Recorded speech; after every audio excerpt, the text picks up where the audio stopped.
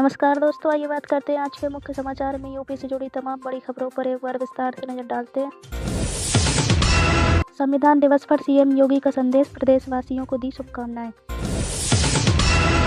सफाई में देखा सितारों जैसा जलवा, डिम्पल यादव खुद बारात लेकर पहुंची हाई प्रोफाइल शादी में। नोएडा में आज सीएम का दौरा, भांगेल एलिवेटेड रोड करेंगे जनता को समर्पित। लखनऊ लुलु मॉल में बम की खबर से मचा हड़कंप, फोर्स ने सुरक्षा कड़ी की। झांसी में पूर्व सपा विधायक दीप नारायण की 58 करोड़ की संपत्ति होगी जब्त। देवरिया में जांच में फेल हुए 27 अध्यापक, हाजिरी गायब, वेतन काटा गया।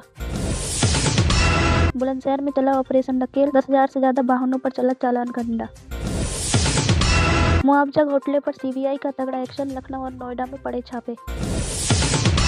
मेरठ में मानवीयता की मिसाल, जेआरपी में वंदे मातरम ट्रेन के आगे कूदने जा रही महिला की जान बचाई। यूपी में मौसम का बदला मिजाज, ठंड और कोहरे की दोहरी मार से कांपा प्रदेश। खाद्य सुरक्षा को लेकर सख्ती, 28 नमूने फेल होने पर हड़कंप। मिलावटखोरों के खिलाफ चलाए गए अभियान में खाद्य विभाग ने बड़ी कार्रवाई की है। जांच के लिए भेजे गए नमूनों में से 28 सैंपल फेल पाए गए हैं, जबकि 2 को अत्यंत असुरक्षित घोषित किया गया है। अधिकारियों ने लोगों को भरोसेमंद दुकानों से ही सामान खरीदने की सलाह दी है।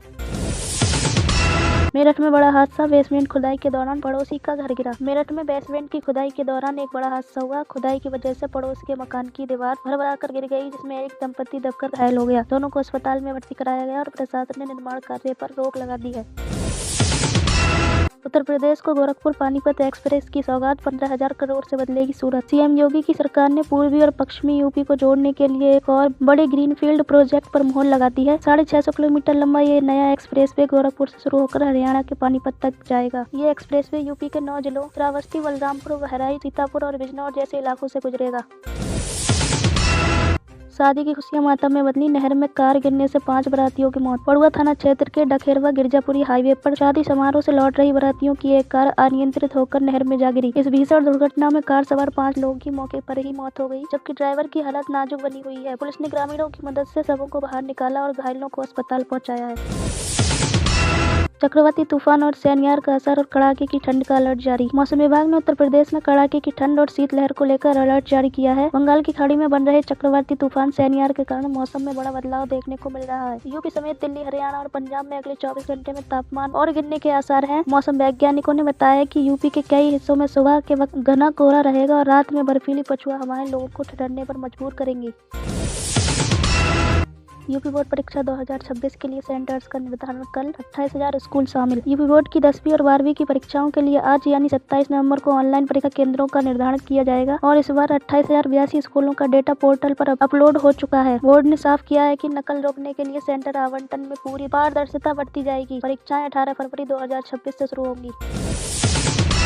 गन्ना किसानों के खाते में भेजे गए 513 करोड़ रुपए, योगी सरकार का दावा। गन्ना किसानों के लिए बड़ी राहत की खबर है। यूपी सरकार ने पेराई सत्र शुरू होने से पहले ही किसानों के खातों में 513.96 करोड़ रुपए का भुगतान कर दिया है। कृषि मंत्री सूर्य प्रताप शाही ने बताया है कि रबी सीजन के लिए बीजों पर सब्सिडी भी दी जा रही है और किसानों से 30 नवम्बर तक बीज लेने की अपील की गई है। यूपी में 250 करोड़ का निवेश, 500 युवाओं को मिलेगी नौकरी। यूपी के औद्योगिक विकास को रफ्तार देने के लिए एक और बड़ा करार हुआ है। पावना इंडस्ट्रीज ने राज्य सरकार के साथ 250 करोड़ रुपए के निवेश का समझौता किया है। अलीगढ़ में लगने वाले इस प्लांट में गाड़ियों के कलपुर्जे बनेंगे, जिससे करीब 500 लोगों को सीधे रोजगार मिलेगा। कंपनी के एमडी सोनपिल जॉन ने कहा है कि ये निवेश यूपी को ऑटोमोबाइल हब बनाने की दिशा में एक अहम कदम है। गोरखपुर एम्स में पूर्व निदेशक पर शिकंजा, बेटों की नियुक्ति मामले में जांच शुरू। गोरखपुर में एम्स में भाई भतीजावाद के आरोपों को लेकर बड़ी कार्रवाई हुई है। पूर्व कार्यकारी निदेशक डॉक्टर सुरेखा किशोर के खिलाफ जांच शुरू हो गई है। उन पर आरोप है कि उन्होंने अपने पद का दुरुपयोग करते हुए अपने 2 बेटों को एम्स में नौकरी दिलाई थी।